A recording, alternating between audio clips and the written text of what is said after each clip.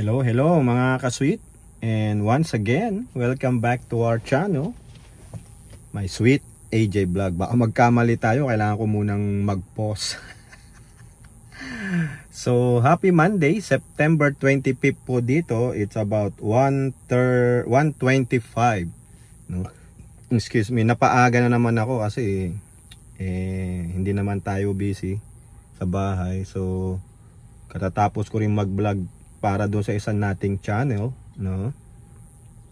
Kung gusto nyong makapanood ng Lapable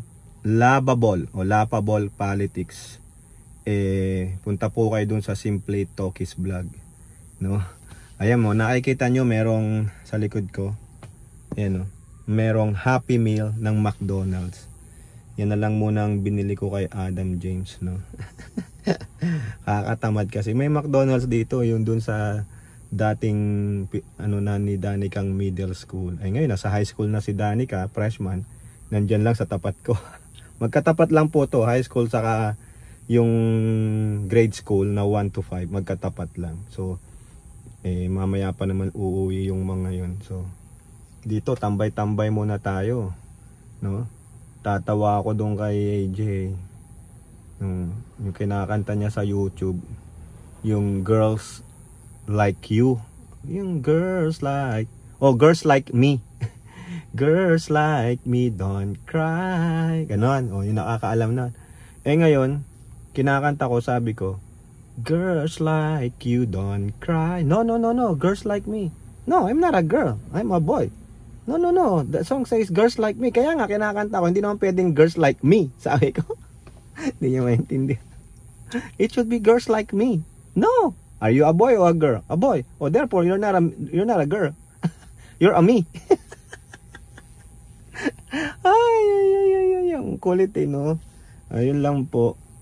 Nakakatawa ito, lumabas na yung mga bagong Apple products. Yung iPhone 15 nagawa daw sa titanium, no? Yung magaang yan, titanium. Parang itong relo ko na Citizen. Teka, tanggalin ko. Teka lang, mga ka-sweet. Paano ba ito? Ang gulo kasi. Tatanggalin ko lang yung aking relong titanium, no? Ito to. Luma na po ito, matagal na. Ito. Tingnan nyo to. Citizen watch. Ayan o, tingnan nyo maigi. Diba? Chronograph yata ito. Hindi ko na mabasa eh. Ay nako, tanggalin ko sa salamin ko. Basahin ko lang saglit. Ewan ko, Eco Drive yata ito, yung powered by the sun, oh. Ayun. Blue dial po yan, blue dial. Ang ganda pag naaarawan talaga. Nakita nyo, titanium. Oh, mas nauna pa ako kay Apple magkaroon ng titanium. Ang titanium niya, itong bracelet. Scratch resistance. Hindi nagagasgasan, hindi nagagasgas. Yan, oh. So, magaang po masyado ito. Alam nyo kung magkano ito? Baka mabigla kayo sa presyo. Oh, napakamura po. Napakamura nitong relo na to, no? Ano naman to, quartz ba? Oh yeah, quartz. Yung quartz, yung hindi, yung parang di baterya, pero ito walang baterya kasi powered by sun. Hindi ko po mabasa sa likod kasi alam nyo, nagpa-eye doctor ako first time, no? Ang sabi lang ng doktor o nung eye doctor, kailangan mo ng reading glasses. Hindi ko pa kailangan ng eyeglasses kasi tuwing magbabasa ka lang naman. Sabi ko kasi parang nagbo-blur na pag nagbabasa ako. Ikinuwento ko nga yung, kala ko yung laptop ko naka-dim. So pinipindot ko yung brightness, wala na, nasa dulo na. So parang hindi ko na mabasa. Sabi niya kailangan mo lang ng reading glasses. Pero pag kailangan mo ng focal, sabi niya, patingin ka ulit. Yung focal, yung reading na. Kaya sabi niya, ganyan lang, di ba? Nakatungo kang ganon. Tapos, tanggalin mo na pag di ka na magbabasa. Yun, reading glasses lang. Sabi ko, pwede ko namang mabili yan sa Walmart. Kasi kung doon mo bibilin, sa kanilang mahal-mahal, manbira, oh. Alam mo naman tayo, no? Kami nila Hattori, mga matindi pa sa boksingero. Di ba? Oh, ba't ka bibili ng pagkamahal-mahal? Reading glasses lang naman. Hindi mo naman pang forma tulad nito. Oh, si Mrs. ko Kasi kailangan na talaga eyeglasses eh. Nako, bibili lang frame. Yung frame lang ano pa, designer. Yung mga designer, alam niyo na yung mga designer na glasses, di ba? Ayan, Ray-Ban, Gucci, ganon. Ano pa yung mga designer, hindi ko na po alam. Sige nga, sulat nyo dyan. Nako. Ako, kung magdi-designer ako, yung talagang kaya kong bilhin. Hindi ko nga kayang bilhin nyo, kaya sabi ko, Walmart na lang ako. O kaya sa Costco, yung pinupuntahan ko, yung parang warehouse store yun. Parang yung SNR sa atin, yung meron kang membership card, ganon. Hindi ka makapasok kung wala kang ID card nun.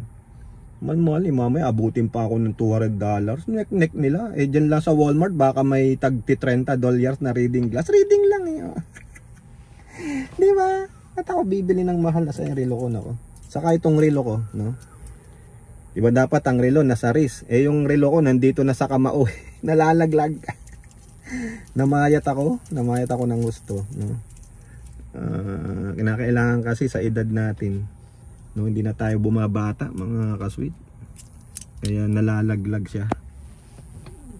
Kagabi nga anong oras ako kumain, yung huling kain ko, mga alas 3 yata ng hapon. Pagdating ng mga alas 10 ng gabi, nagugutom ako. Gugutom ako.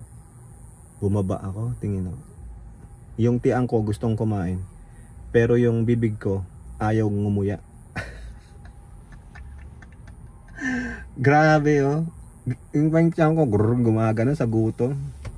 Tinatamad ako kumain, tapos nakapag-brush na ako ng teeth, no? Sabi ko sayang yung toothpaste. Saka yung Listerine, no? Maggargle di ba? Ako sayang, sabi ko, mahal-mahal pa man din. Wag na lang, matulog na lang ng gutom mo. Ayun, pagtimbang ko kanina 189 na lang. From 215 215 pounds naging 189 na so far. Sabi ko nga kay Mrs. Nakadamit pa ako niyan. Paano pag nakahubot-hubad ako? Kasi ang ano po, no, sa akin, ang pagkakaalam ko, para makita mo yung totoo mong timbang, wala kang saplot. Dapat hubot-hubad ka. Oo. Para hindi mabibilang yung pantalon mo, kung naka-belt ka, tapos may wallet ka, kung ano-anong nakasulaylay sa katawan mo. Kailangan para makita mo totoong weight mo, yun, hubot-hubad ka. Nung minsan yung appointment ko sa doktor, tinimbang ako, pati ba naman sapatos kasama sabi ko 201. Alam ko na, sabi ko. Nagbawas talaga akong timbang. Yan, bigat nun. Saka after 2 months, ngayon lang ako nag-Starbucks ulit. Tinigil ko na no? Yung mga damit ko nga nito na XL, minsan bumabagsak na, gumagano, nakita na yung aking cleavage. May cleavage ako. Kita na yung aking dibdib. Kailangan ko ng mag-plastic bra. Okay, shout out dyan sa Team Igat-Igat Tuloy lang natin yung ginagawa natin dyan, no? Yung mga na-demonetize, ingatan nyo po yung mga channels ninyo. Kung tinatamad na kayong mag-YT, no? Dahil na-prostrate kayo, hindi naman pala tayo kumikita ng malaki sa ating channel, tiyaga-tiyaga lang.